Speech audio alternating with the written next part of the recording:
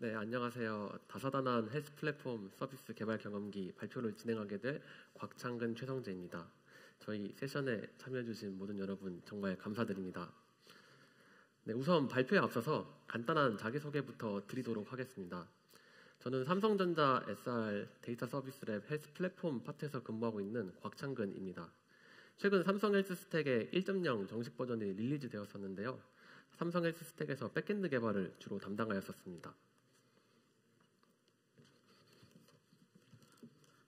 네, 안녕하세요. 저는 창근님과 같은 랩, 같은 파트의 최성재입니다. 제가 2년 전 회사에 처음 입사했을 때 제 멘토님, 그리고 제 태스크 리더님, 그리고 파트장님까지 주르륵 익스포트 프로그래머셔서 저도 언젠가 익스포트 프로그래머를 취득하겠다라고 다짐을 했었는데요. 결국 취득은 했는데 SDC 소개 자료를 보니까 제 칭호가 누락이 돼 있더라고요. 그래서 저렇게 발표 장표에 작게 좀 집어넣었습니다. 오늘 발표는 저희가 삼성 헬스 스택 1.0을 릴리즈하면서 어떤 주니어 개발자로서 어떤 고민들을 했는지 공유드리려 합니다. 처음으로 삼성 헬스 스택을 소개를 드리고, 두 번째로 저희가 고민했던 부분들 3가지를 소개를 드린 다음에 마지막으로 회고를 공유드리려 합니다. 네, 삼성 헬스 스택은 어떤 플랫폼일까요?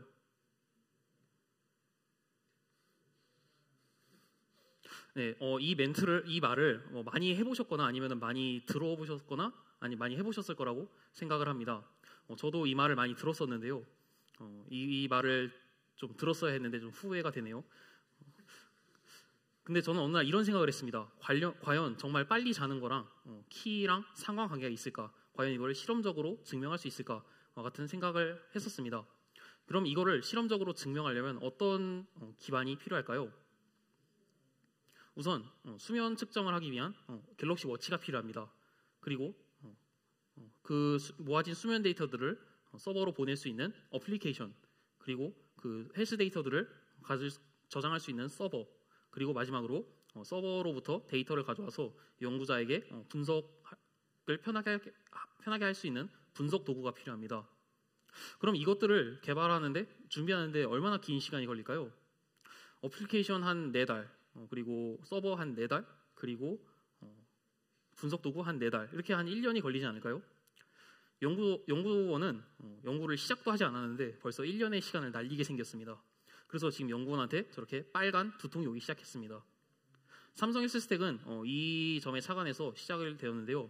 2년 전 저희 랩에서 헬스 데이터를 가지고 연구하는 사람들을 위해 환경을 셋업해주는 오픈소스 프로젝트를 시작해보자라는 아이디어가 나왔고, 이 프로젝트에 관심 있는 사람들을 모집해서 결국 지난 6월 1.0 버전을 릴리즈하게 되었습니다. 간단한 데이터 플로우를 말씀드리면, 연구 참여자로부터 생성된 데이터가 앱 SDK를 통해 백엔드 시스템, 그리고 웹포탈을 통해서 연구자에게 전달이 되고, 반대로 연구자는 웹포탈을 통해서 연구 참여자한테 어떤 데이터가 필요한지, 그리고 어떤 액션이 필요한지를 요청을 합니다. 이 구조는 굉장히 범용적으로 헬스 연구에서 사용할 수 있는데요. 약 10개의 협력사, 그리고 의료기관들이 지금 삼성 헬스 스택을 한 번씩 사용해 보면서 저희에게 피드백을 주고 있습니다. 그러면 저희가 이제부터 이 삼성 헬스 스택을 개발하면서 어떤 고민들을 했었는지 한번 공유를 드리도록 하겠습니다. 네, 우선 첫 번째로 공유드리고자 하는 내용은 AOP 방식으로 액세스 컨트롤 기능 적용 구현했던 내용입니다. 해당 기능을 적용하게 된 배경을 우선 설명드리면요. 저희 프로젝트를 진행한 초창기에는 많은 기능이 없었다가 이제 핵심 기능들을 하나 둘씩 구현해가기 시작했습니다. 핵심 기능 A, B, C 등등의 이제 핵심 기능들이 구현해가면서 이제 프로젝트가 커져갔는데요. 그러면서 이제 처음에는 이제 신경 쓰지 않았었는데 이제 불필요하게 중복되는 구현들이 이제 눈에 띄기 시작했습니다. 그 중에 이제 가장 컸던 게 액세스 컨트롤, 즉 권한 제어 부분이었는데요. 이제 클라이언트가 호출하는 기능들마다 해당 기능을 호출한 클라이언트를 검증해줄 필요가 있었고요. 그리고 이 기능은 이제 거의 모든 핵심 기능들마다 액세스 컨트롤이 필수적이었기 때문에 다양한 부분에서 이제 액세스 컨트롤이 중복적으로 구현이 되고 있었습니다. 또한 액세스 컨트롤과 같은 부가 기능을 핵심 기능으로부터 분리하지 않으면은 테스트하기에도 이제 어렵다는 문제점이 있었는데요. 이제 핵심 기능의 비즈니스 코드만 테스트하고 싶다고 하더라도 이런 부가 기능들이 엮여 있기 때문에 함께 테스트를 해줘야 하는 그런 테스트의 어려움도 있었습니다. 그래서 저희는 AOP 관점에서 액세스 컨트롤 기능을 흩어져 있는 액세스 컨트롤을 모아서 모듈화하고 그리고 핵심 기능으로부터 분리하고자 하였습니다. 로깅 같은 것도 비슷하고요. 그래서 AOP 방식이라고 했는데 AOP란 무엇이냐? AOP는 Aspect Oriented Programming의 약자로 이제 관점 지향 프로그래밍이라는 뜻입니다. 두 번째 줄에는 위키피디아의 정의를 가져와 봤는데요. 쉽게 설명하면은 이제 핵심 관점으로부터 액세스 컨트롤이나 이제 로깅 같은 이제 부가 기능들을 모듈화하고 분리하는 것이 목적인 프로그래밍 패러다임입니다. 그래서 저희는 AOP 방식으로 이렇게 액세스 컨트롤을 분리하고 모듈화하였고요. 이제 관련해서 이제 좀 더 깊은 개발 내용들에 대해서 소개드리도록 하겠습니다. 우선 저희의 액세스 컨트롤은 이제 어노테이션 기반으로 동작하도록 구현을 하였고요. 이 중 핵심 어노테이션은 이제 롤입니다. 이러한 롤 어노테이션이 함수에 붙어 있으면 이제 함수가 실행될 때 액세스 컨트롤이 이제 진행되도록 구현을 하였습니다. 이러한 롤은 커스텀 어노테이션으로 구현이 되어 있고요. 여기 오른쪽 위와 같이 이제 정의가 되어 있습니다. 저 어노테이션 클래스 정의를 보시면요, 이제 함수를 타겟으로 하는 어노테이션이고 필드로는 resources, actions 두 개의 필드를 가지고 있다는 것을 확인하실 수가 있습니다. 디폴트 값은 설명을 생략하도록 하겠습니다. 그래서 이러한 롤 어노테이션이 붙은 함수가 어딘가에서 호출이 되면은 이제 맨 아래 이미지와 같은 authorize 롤 함수가 호출이 되게 되는데요. 이 authorize 롤 함수가 이제 실제 액세스 컨트롤의 구현부라고 할 수 있습니다. authorize 롤의 annotation, around annotation을 보시면요, 이 around는 스프링 AOP 라이브러리에서 제공해주는 기능이고요. around에 지정해준 조건이 트리거 되었을 때 해당 함수가 호출될 수 있도록 도와주는 그런 기능입니다. 저희의 authorize 롤 같은 경우에는 around 조건으로 저 골뱅이 annotation 롤이라고 되어 있는데 저 롤 annotation이 붙은 함수가 호출됐을 때가 이 authorize 롤 저희 액세스 컨트롤 기능에 이제 트리거되는 부분이라고 할 수 있습니다. 그래서 예를 들어서 my function 롤이 붙은 my function 함수가 어딘가에서 호출이 된다고 할 때 실제로 my function 함수가 호출된다고 할 때 우선적으로 액세스 컨트롤이 적용이 되고요. 만약에 액세스 컨트롤이 실패했다라고 하면 거기서 끝나는 것이고 성공했다고 하면은 이제 그제서야 my function 함수가 이제 실행되게 되는 그런 방식입니다. 해당 동작 과정을 좀 더 이해를 돕기 위해서 스프링 AOP에 대해서도 간단히 설명을 드릴 건데요. 스프링 AOP는 이제 프록시 기반으로 동작을 합니다. 예를 들어서 저희가 호출할 타겟 객체가 있다고 할 때 이 타겟 객체에 스프링 AOP 관련된 설정이 있으면요, 그 스프링 AOP 프록시 객체가 타겟 객체를 들고 있게 되고요. 타겟 객체가 어딘가에 호출되면은 이제 타겟이 직접적으로 호출되는 게 아니라 프록시 객체를 통해서 간접적으로 호출이 되게 됩니다. 이미지를 보면서 다시 설명을 드리면요, 콜러가 타겟을 호출할 때 AOP 프록시가 불러오게 되고 AOP 프록시가 먼저 자기가 할 일들을 다 처리하게 됩니다. 저희 같은 경우에는 액세스 컨트롤이 그 자기 할 일에 해당이 되는 거고요. 액세스 컨트롤에 성공했다면은 이제 그제서야 타겟 메소드가 불리고 다시 반대로 돌아가는 방향으로 진행이 됩니다. 하지만 해당 내용은 이제 가볍게 들으시고 저희가 여기서 이해하고 넘어갈 내용은 롤 어노테이션이 붙어 있으면은 액세스 컨트롤이 적용된다 이렇게 구현이 되었다는 것을 이해하고 넘어가시면 됩니다. 그러면 예시를 보면서 설명을 드리겠습니다. 여기 create bag이라는 이제 가방을 생성하는 기능이 있다고 합시다. 그리고 이 함수를 호출하려면 이제 호출하는 유저가 이제 가방을 create 할 수 있는 권한을 가지고 있어야 한다고 하면은 저희의 롤 어노테이션을 이용해서 그 리소스와 액션을 명시적으로 지정해 줄 수가 있습니다. 위 예시처럼 이제 롤에 이제 리소스 값으로 bag 그리고 액션 값으로 create를 넣어주면은 해당 함수를 호출한 유저가 이제 bag 리소스에 대해서 create 액션을 실행할 수 있는 권한을 확인하게 됩니다. 이렇게 어노테이션 방식으로 동작이 액세스 컨트롤이 동작을 하고요. 다음 예시도 보겠습니다. 이제 앞선 예시는 그 리소스나 액션 같은 것들을 명시적으로 지정해줬다면 그 리소스나 액션을 이제 함수가 불릴 때 파라미터 값을 통해서 동적으로 지정해줄 수도 있습니다. 이런 파라미터를 통해서 읽기 위해서 파라미터 어노테이션인 그 resources 그리고 actions 두 개의 파라미터 어노테이션을 정의를 했고요. 그래서 함수 파라미터에 이런 함수 파라미터 어노테이션이 붙어 있으면 해당 값들을 통해서 동적으로 액세스 컨트롤을 실행할 수가 있습니다. 네, 이 예시는 이제 resources annotation을 사용한 예시고요. getBols 함수는 이제 가방 ID 정보를 넘겨줬을 때 해당 가방에 들어있는 공들의 정보를 반환하는 그런 기능이라고 합시다. 그러면 저 배그 값으로 뭐 1번 가방, 2번 가방 등의 이제 가방이 들어올 수 있고요.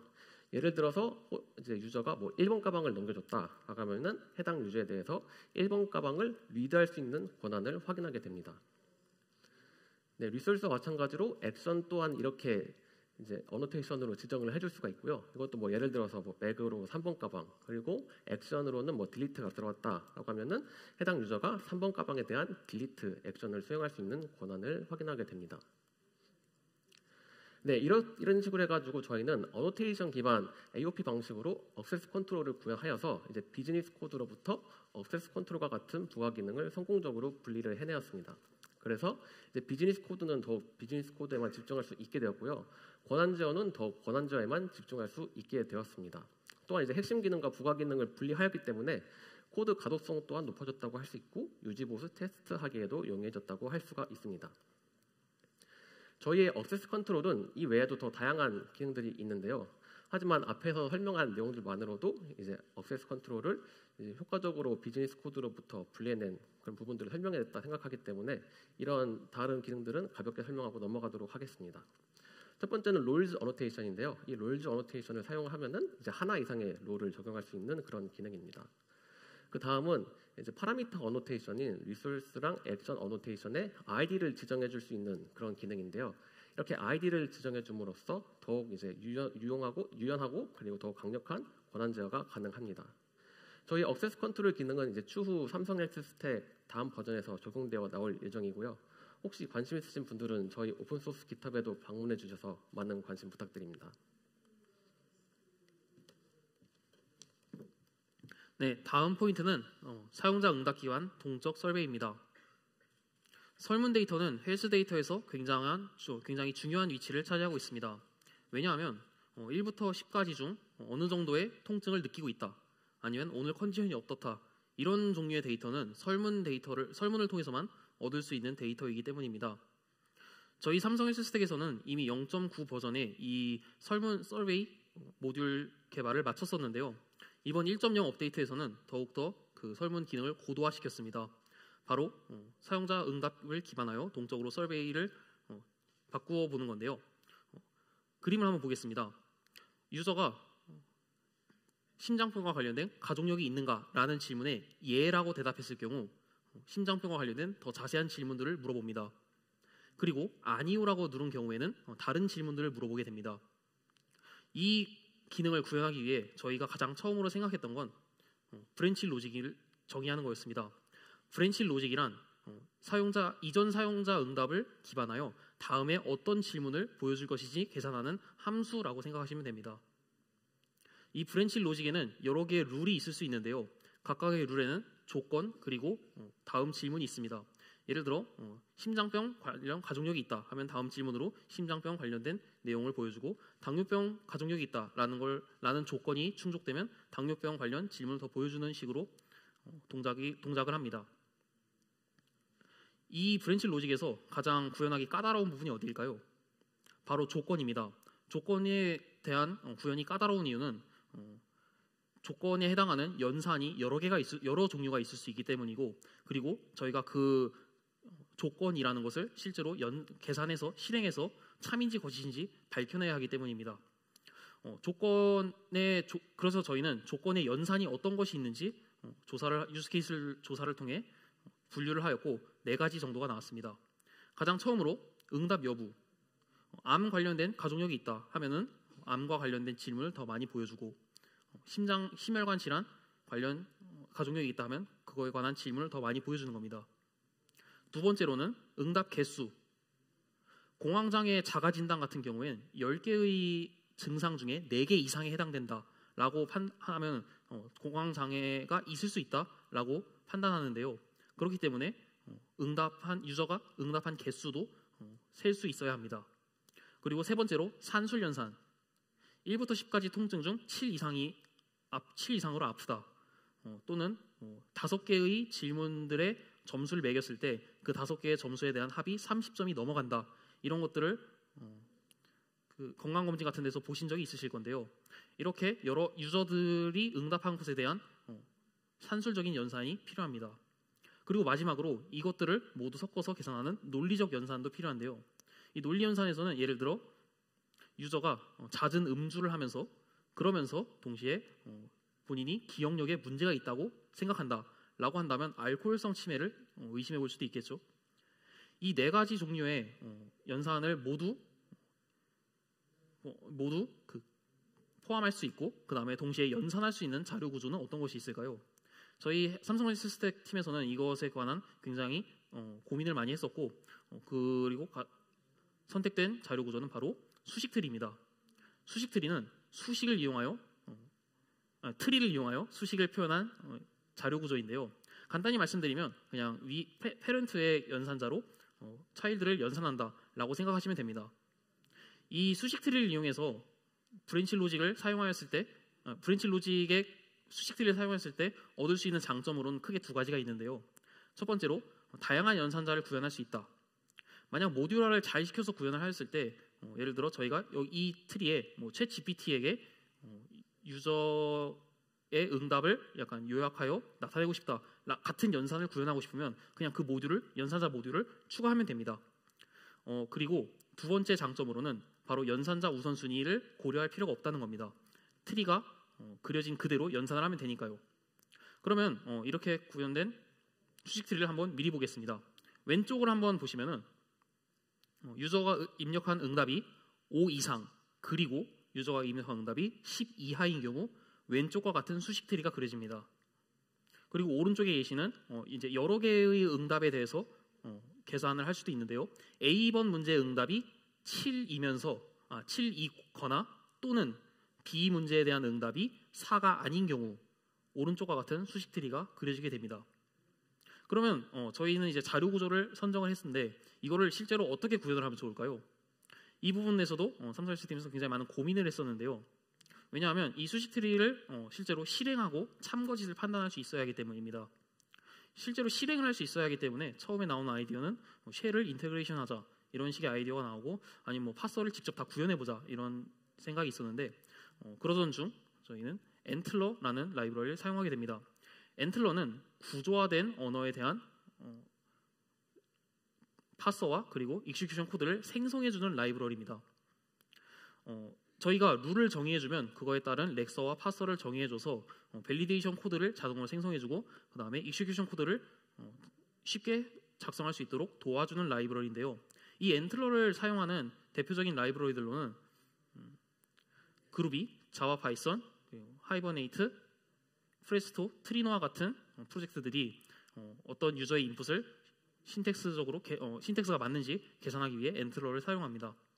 그러면 이제 삼성 헬스스택에서 어떻게 이 엔틀러를 이용해서 구현을 하는지 한번 살펴보겠습니다. 실제 코드에서 발표를 위해 좀 더 간략화해서 가져왔는데요. 왼쪽에 보시면 브랜치 로직.g4 파일이 있습니다. 이 파일을 정의해준 다음에 그 다음에 이걸로 엔틀러를 실행시켜주면 밸리데이터가 생성이 되고 그 다음에 익스큐터가 앱스트랙 메소드로 생성이 됩니다.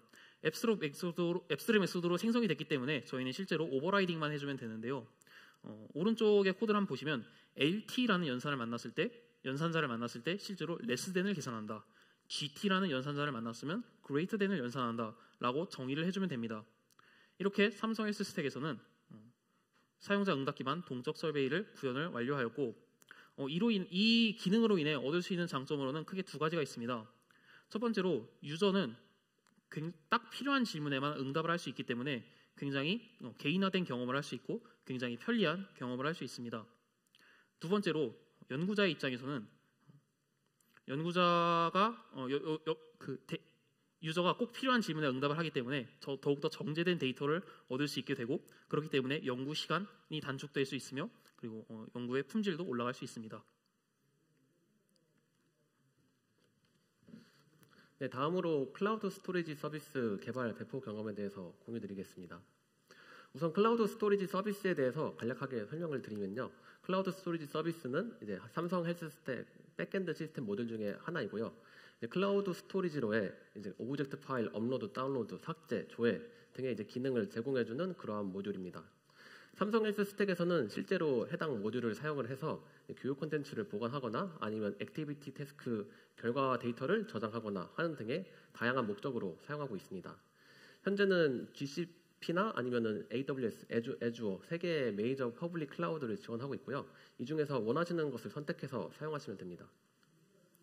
해당 모듈을 개발하면서 이제 공유하면 좋을 것 같은 두 가지 팁을 가져왔는데요. 그중 첫 번째는 프리사인드 URL입니다.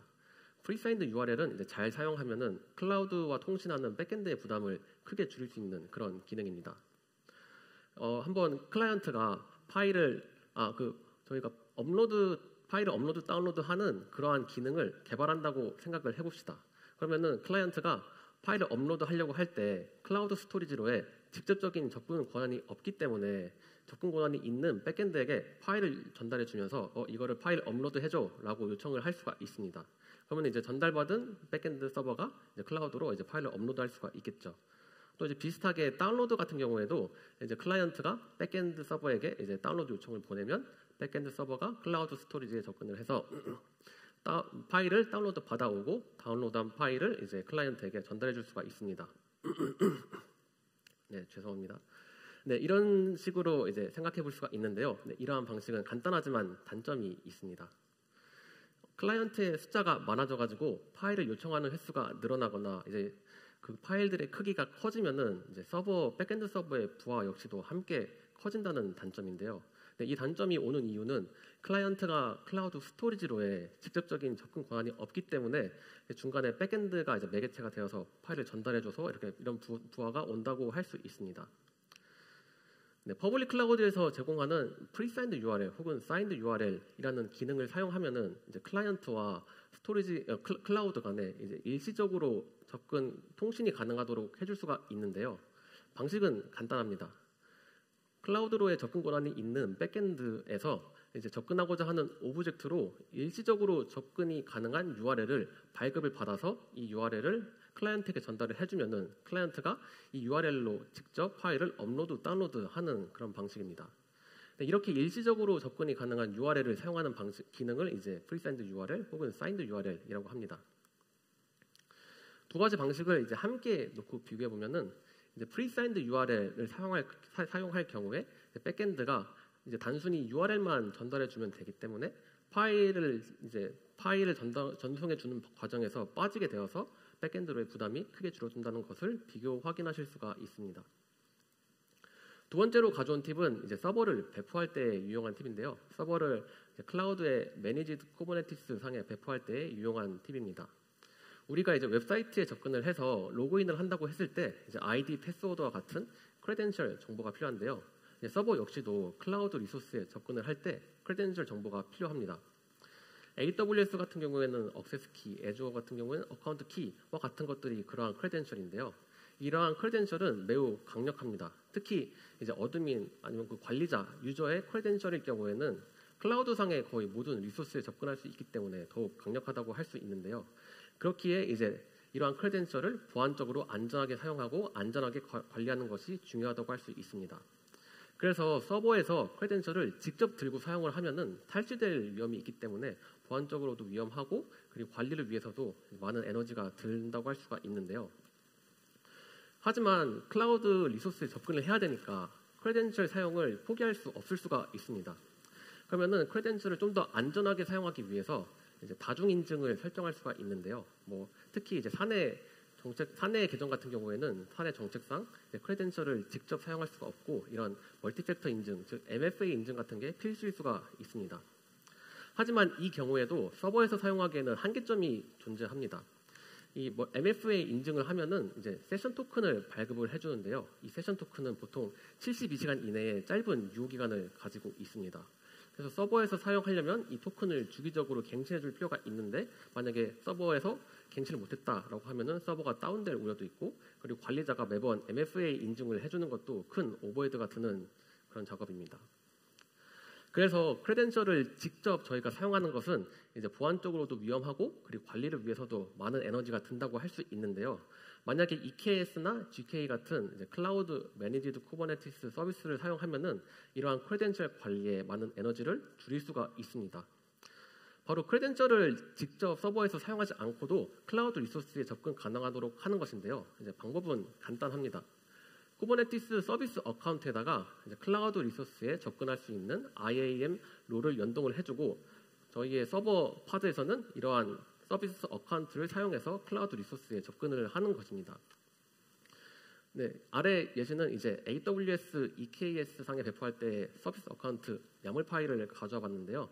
EKS에서는 서비스 어카운트에다가 이렇게 어노테이션 값으로 eks.amazon.aws.com 롤 ARN 값으로 연동하고자 할 IAM 롤을 적어주면은 이제 서비스 어카운트랑 IAM 롤이 연동이 되게 되는 것이고요. EKS에서 그 IAM 연동한 IAM 롤에 해당하는 토큰을 생성하고 주기적으로 관리를 해주게 됩니다.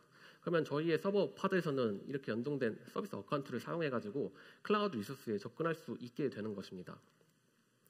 이 방식은 크레덴셜을 서버에서 직접 들고 있지 않기 때문에 그리고 매니지드 쿠버네티스에서 관리를 해주는 토큰을 사용하기 때문에 보안적으로 더욱 안전하다고 할 수 있고요. 그리고 직접 크레덴셜을 관리하는 에너지도 줄어든다고 할 수 있습니다.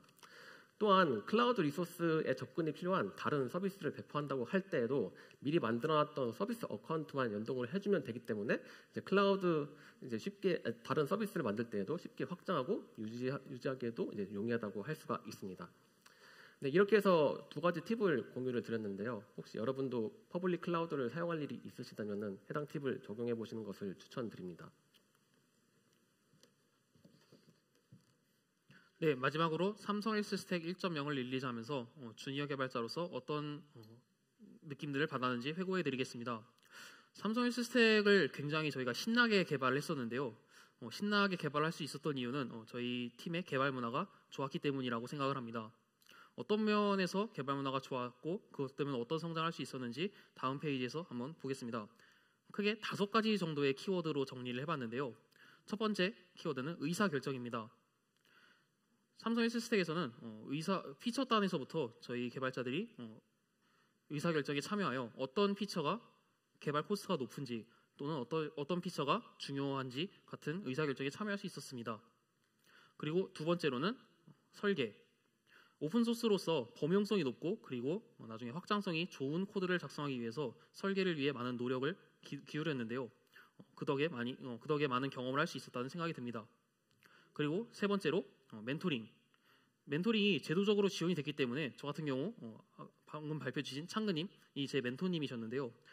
제도적으로 지원이 되는 멘토링이다 보니 굉장히 편하게 물어볼 수 있는 사람이 있었고 때로는 세미나를 요청하기도 하고 그래서 금방 성장할 수 있었다는 생각이 듭니다. 그리고 네 번째로는 체계적 절차. 오픈소스로서 릴리즈하기 위해서 상당히 많은 그런 제도적인 절차들이 있었는데요. 예를 들어 소프트웨어 검증, 보안 검증, 그리고 코드 커버리지 그런 것들이 있었는데 처음에는 이런 것들이 좀 귀찮았습니다. 근데 귀찮았는데 이런 것들이 결국에는 저희가 좀 더 책임감 있는 코드를 작성할 수 있게 하는 원동력이 되었다라고 생각을 합니다. 그리고 마지막으로 협력인데요. 삼성 헬스스택 개발은 개발자로만 이루어진 게 아니라 보안 검증팀, 소프트웨어 검증팀, 그리고 QA, 그리고 테크라이팅 팀, UX, UI 팀 여러 가지 팀들과 함께 협력을 했습니다. 그분들은 각자의 분야에서 굉장한 전문가분들이었고 주니어 개발자로서 그들과 함께 일하면서 어깨너머로 많은 것을 배울 수 있었다는 생각이 듭니다. 이상으로 저희 삼성 헬스스택 릴리즈에 대한 발표를 저희 다사다난 헬스 플랫폼 서비스 개발 경험기에 대한 세션을 마치겠습니다. 감사합니다.